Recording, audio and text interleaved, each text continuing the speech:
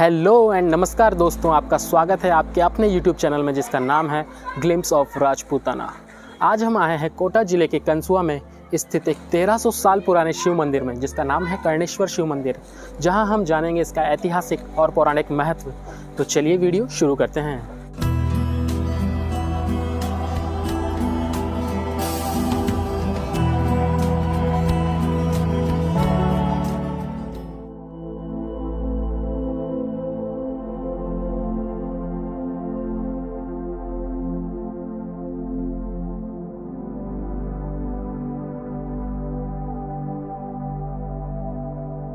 मंदिर के प्रवेश द्वार के ठीक बाईं ओर एक भारत सरकार का अभिलेख लगा हुआ है, जिसके बारे में इस मंदिर के बारे में जानकारी दी हुई है और बताया हुआ है कुछ नियमों के बारे में। इस मंदिर के प्रवेश द्वार से नीचे उतरते ही ठीक सामने है एक कुंड, बाईं ओर मुख्य मंदिर है और दाईं ओर एक आंगन है जिसमें आयोजन होते हैं, मतलब समारोह वगैरह आयोजित किए जाते हैं।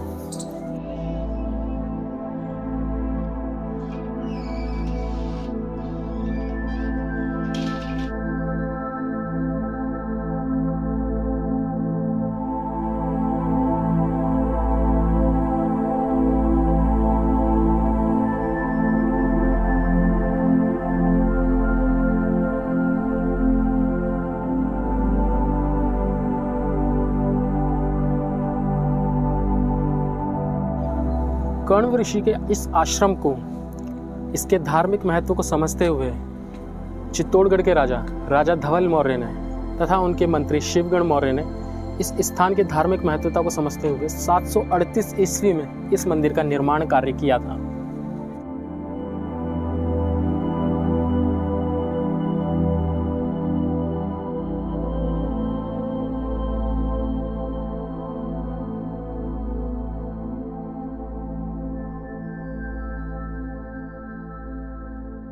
दोस्तों, आप देख सकते हैं कि जो मंदिर का भाग है वो दो भागों में बटा हुआ सा लगता है। ऐसा इसलिए है क्योंकि किसी कारण की वजह से मंदिर का शिखर वाला भाग है वो टूट गया था और बाद में यहाँ के जो कोटा के शासक थे, हाड़ा शासक, उन्होंने इसके शिखर का पुनर्निर्माण करवाया। तो इस वजह से इसका जो नीचे का जो ढांचा है वो मूल मंदिर का ही है, जो कि गुप्त काल में बनवाया गया था राजा धवल मौर्य के द्वारा, और बाकी का जो ऊपर का भाग है वो इसका चेंज हो चुका है।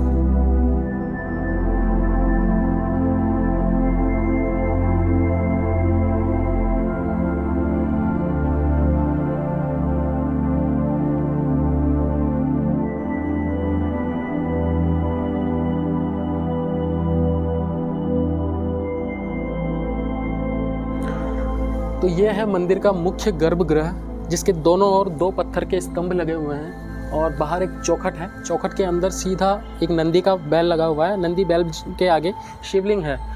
मंदिर का जो मुख्य गर्भगृह है, इसका निर्माण इस तरह से किया गया है कि सूर्योदय होते समय इसकी जो सूर्य की पहली किरण होती है वो ठीक मंदिर के 20 फीट अंदर स्थित शिवलिंग पर जाकर गिरती है।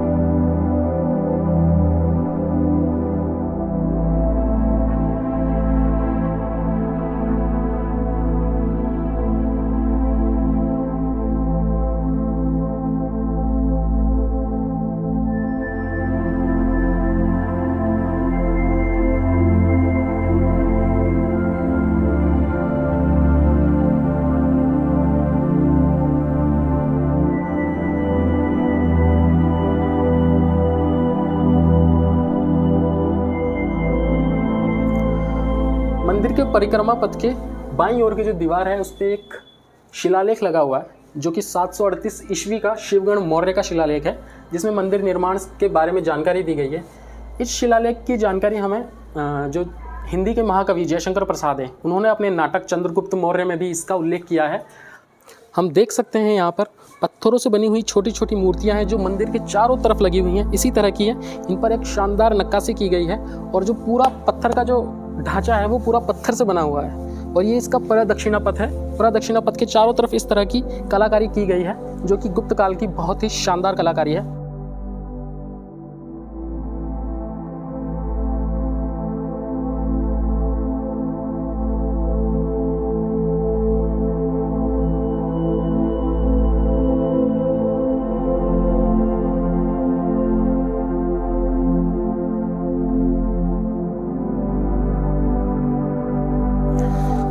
यहाँ पर चट्टाने काटकर मंदिर को बनाया हुआ सा लगता है, क्योंकि इनको देखकर ऐसा लगता है कि चट्टाने यहाँ से काटी गई हैं, उसके बाद इस मंदिर को बनाया गया है। परंतु मंदिर को जब हम देखें तो इस मंदिर को देखने पर ऐसा लगता है कि जो चौकोर चौकोर पत्थर है वो कहीं और से लाकर यहाँ पर रखे गए हैं, यानी कि इस चट्टान को काटकर सिर्फ यहाँ पर जमीन जो है वो समतल की गई और बाद में जो पत्थर है वो कहीं और से लाकर यहाँ पर रखवाए गए हैं। और आगे अगर हम देखें तो देख सकते हैं जो प्रदक्षिणा पथ है इसके चारों तरफ जो है अलंकरण ही अलंकरण है। इसकी चारों तरफ मूर्तियाँ लगी हुई हैं और काफ़ी अच्छा मंदिर है।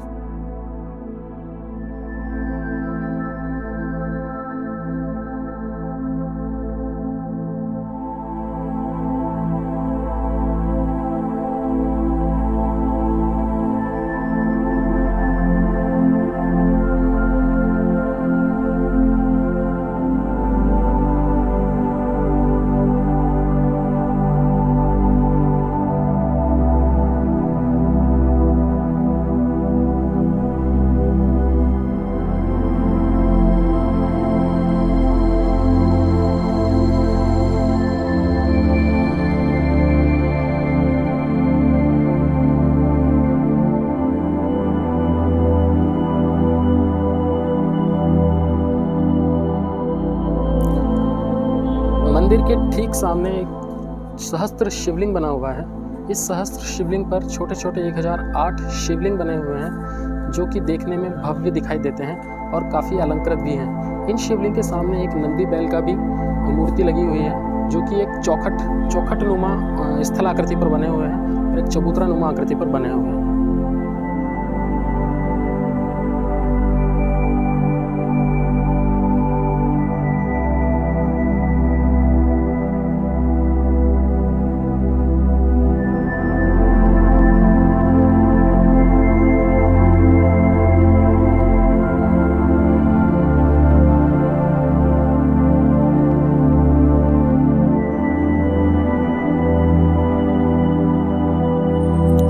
चलिए दोस्तों, बात करते हैं इस मंदिर के महाभारतकालीन संबंध की। प्राचीन काल में ये जो मंदिर परिसर है ये कण्व ऋषि का आश्रम हुआ करता था, जहाँ पर कण्व ऋषि तपस्या किया करते थे। प्राचीन काल में विश्वामित्र और मेनका की एक पुत्री थी शकुंतला, जिसका जन्म पुष्कर में हुआ था। जब मेनका यहाँ से वापस लौट रही थी तो अपनी पुत्री शकुंतला को कण्व ऋषि के आश्रम में छोड़ जाती है। शकुंतला का लालन पालन यहीं इसी आश्रम में हुआ था और वो यहीं पर बड़ी हुई। ये उस समय की बात है जब आर्यव्रत या फिर हस्तिनापुर के जो राजा थे वो दुष्यंत हुआ करते थे।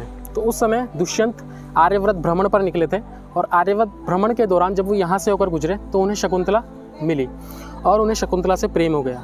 और जब वो यहाँ से लौटने लगे तो शकुंतला को अपनी अंगूठी दी और उनसे हस्तिनापुर आने के लिए आग्रह किया और वो यहाँ से लौट जाते हैं। जब कण्व ऋषि को ये सब बात पता लगती है तो वे शकुंतला को श्राप दे देते हैं कि दुष्यंत तुम्हें भूल जाएंगे, और श्राप देने के कुछ समय पश्चात ही उनकी अंगूठी वो है पासी नदी में गिर जाती है। ऐसा करने पर कुछ साल बीत जाते हैं और कुछ साल बीतने पर शकुंतला जब दुष्यंत के यहाँ पहुँचती है तो महाराजा जो दुष्यंत थे उनको पहचानने से मना कर देते हैं। जब महाराजा दुष्यंत पहचानने से मना कर देते हैं तो शकुंतला बहुत दुखी होती है, परंतु बाद में वे उसे अपना लेते हैं। शकुंतला और दुष्यंत का एक पुत्र होता है भरत, जिसे शकुंतला वापस लेके यहाँ पर आ जाती है।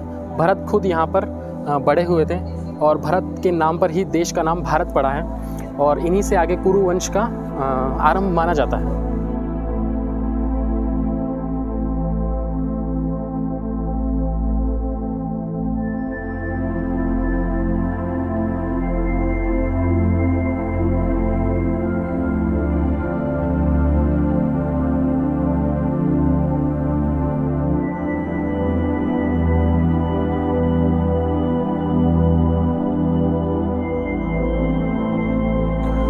मंदिर में उद्यान के बिल्कुल ठीक सामने एक ऊंचे स्तर पर एक मंदिर बनाया गया है, जिसे देखकर ऐसा लगता है कि मंदिर का निर्माण हाल ही में किया गया है, परंतु इसका अंतिम स्वरूप देना बाकी है।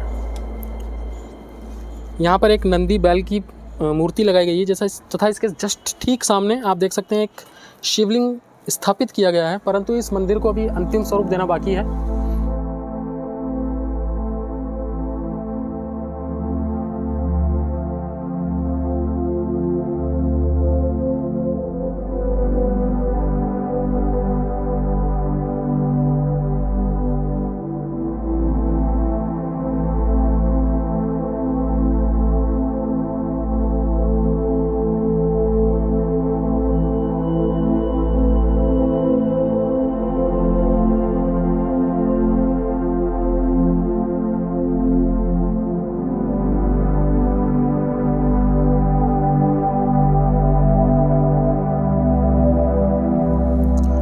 ठीक सामने मुख्य मंदिर का मुख्य गर्भगृह है, जिसके ऊपर एक झंडा लगा हुआ है। इस मंदिर के ठीक सामने अनेकों शिवलिंग बने हुए हैं।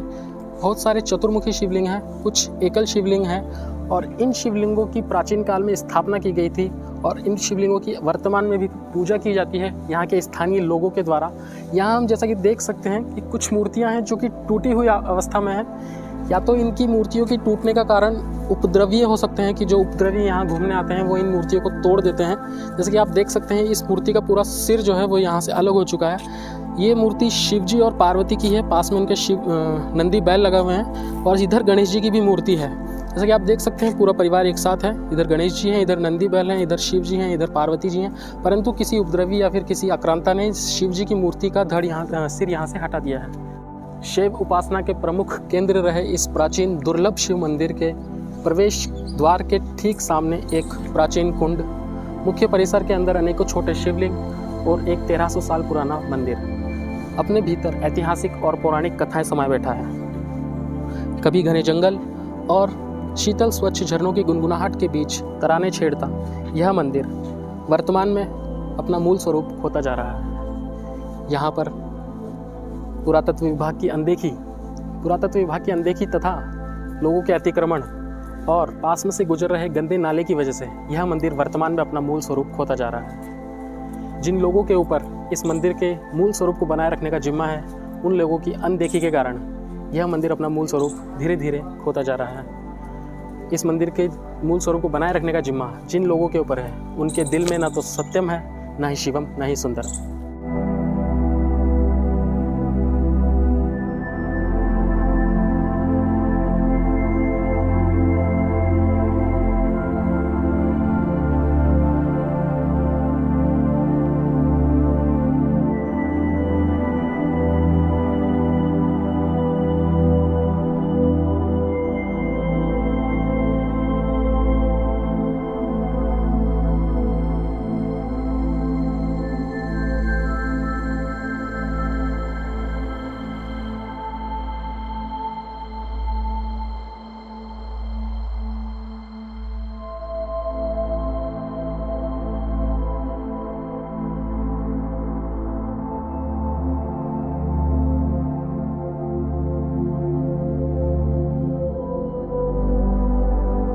तो दोस्तों आज के वीडियो में सिर्फ इतना ही।